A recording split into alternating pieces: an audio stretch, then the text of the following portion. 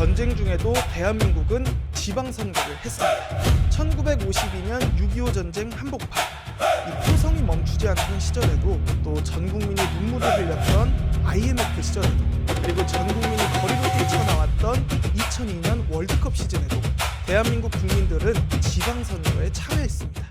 반갑습니다. 세상 모든 역사를 알려드리는 조킹입니다. 최초의 지방선거 이후 74년이 지난 지금, 우리는 제9회 전국동시 지방선거를 앞두고 있습니다. 역시 가장 뜨겁고 가장 치열한 곳은 서울. 서울특별시 인구는 약 930만 명.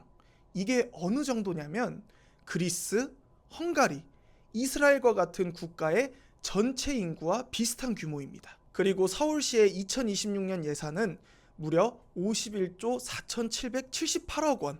웬만한 지방정부를 넘어서 작은 국가 하나에 가까운 수준이죠. 그래서 정치권에서는 이 서울특별시장을 두고 소통령이라고까지 부르기도 합니다. 이번 서울시장 선거 역시 치열합니다. 현직 4선 시장 국민의힘 오세훈 후보, 그리고 3선 성동구청장이자 현직 대통령 픽 정원호 후보, 경험 많은 현직 시장과 새로운 도전자의 맞대결. 이 듣기만 해도 웅장해지죠. 그런데 사실 조선시대에도 서울시장은 가장 치열한 권력의 자리였습니다. 당시 서울의 이름은 한양, 그리고 서울시장은 한성판윤이라고 불렸습니다. 지금으로 치면 단순 시장이 아니라 서울고등법원장, 서울고등검찰청 검사장, 서울경찰청장 역할까지 동시에 맡은 초거대 권력이었습니다. 한양의 인구조사, 시장 물가, 세금, 도로와 교량관리, 폭행사건, 순찰, 심지어 이 살인사건의 시체를 검사하는 일까지 모두 한성판윤의 책임이었습니다. 실제로 조선의 기본법전인 경국대전에서는 이 한성판윤을 육조 판서들과 함께 국가 최고의 관료 집단인 국영에 포함시켰습니다. 참고로 육조 판서는 오늘날의 장관 같은 자리였습니다. 이조 판서는 관리 인사와 행정을 담당하는 행정안전부 장관 역할을 했고요. 호조 판서는 세금과 국가재정을 담당하는 기획재정부 장관의 역할을 했습니다. 예조 판서는 교육, 외교, 국가의례를 맡아 교육부와 외교부와 문화체육관광부 장관의 역할을 했습니다. 병조 판서는 국방부 장관, 형조 판서는 법무부 장관, 그리고 공조 판서는 도로, 교량, 건축을 담당하는 국토교통부 장관에 가까웠습니다. 지금의 수많은 정부 부처 역할을 조선시대에는 단 6개의 조직이 담당했던 겁니다. 그리고 한성판윤은 이 장관급 인물들과 함께 조선 최고의 권력 집단으로 묶였습니다. 왕이 행차할 때는 한성판윤이 바로 곁에서 수행할 정도였고, 중국 사신이 오면 외교 의전까지 맡았습니다. 즉 조선의 서울시장은 지금으로 치면 장관급 핵심 권력자였던 셈입니다. 사실 지금의 서울시장도 국무회의에 참여할 수 있을 정도로 엄청난 자리입니다. 그런데 문제는 이 엄청난 자리의 평균 재임 기간이 말도 안 되게 짧았다는 겁니다. 자료에 따라 차이는 있지만 이 조선 왕조 500년 역사 동안 한성판윤은 무려 2,000명 넘게 교체됩니다. 평균 재임 기간은 고작 3개월. 서울 행정을 파악하기도 전에 짐을 풀고 다시 짐을 싸야 했던 겁니다. 그리고 실록에는 이와 관련된 황당한 기록들이 정말 많이 남아 있습니다. 1790년 정조 시기, 당시 한성판윤 구익은 왕이 창경궁으로 지나가는 길의 눈을 제대로 치우지 않았다는 이유로 파면됩니다. 재임 기간은 단 41일. 오늘날로 치면 이 대통령이 지나다니는 청와대 부근의 제설 작업이 제대로 안 돼 있다고 해서 서울시장을 해임한 셈입니다. 또 영조 때 한성판윤이었던 홍상아는 이 궁궐회의에서 소나무 가지가 말라 죽고 있으니 군대에서 관리하게 해야 합니다 라고 건의했다가 영조가 야 너는 무슨 국정회의에서 나무까지 이야기하냐 라며 크게 화를 냈고 결국 임명된 지 한 달도 안 돼서 파면됩니다. 심지어 숙종 때 관리였던 이숙은 한성판윤에 임명된 지 바로 다음 날 교체됩니다. 6월 24일에 임명돼서 6월 25일에 해임됩니다.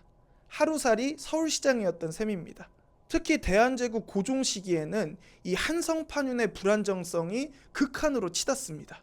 1864년부터 1907년 이 고종이 재위한 43년 동안 한성판윤은 무려 429명이나 임명됩니다.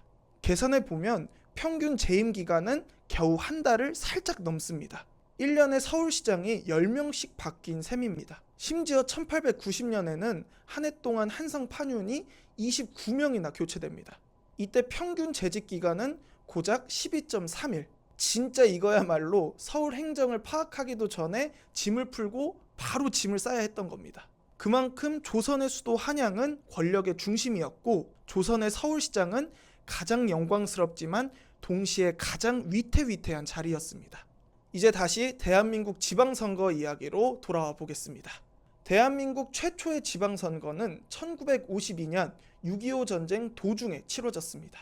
하지만 1961년 5.16 군사정변 이후 지방자치는 잠시 중단됩니다. 이후 시장과 도지사는 국민이 직접 뽑는 사람이 아니라 중앙정부가 임명하는 관선시장, 관선도지사로 바뀌게 됩니다. 그리고 30년 뒤인 1991년 지방의회 의원선거가 다시 부활했습니다. 이후 단체장 선거까지 포함한 첫 전국동시 지방선거가 1995년에 실시됩니다. 이후 지방선거는 그 시절 대한민국의 분위기를 그대로 담아왔습니다. 1998년 IMF 외환위기 당시 이 지방선거는 절약하겠다는 느낌을 주기 위해 유세차 대신 자전거를 타고 다니는 알뜰 선거가 유행하기도 했습니다.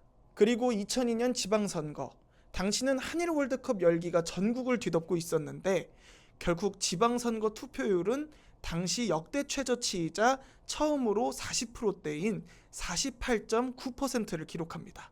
지방선거는 단순한 투표가 아니라 그 시절 대한민국의 분위기를 그대로 비춘 거울이었던 셈입니다. 그리고 2026년 6월 대한민국은 다시 한번 지방선거를 맞이하고 있습니다. 그런데 누군가는 이렇게 말합니다. 내 한 표가 뭐가 중요해? 그런데 실제 대한민국 역사에서는 단 한 표로 결과가 바뀐 선거가 있습니다.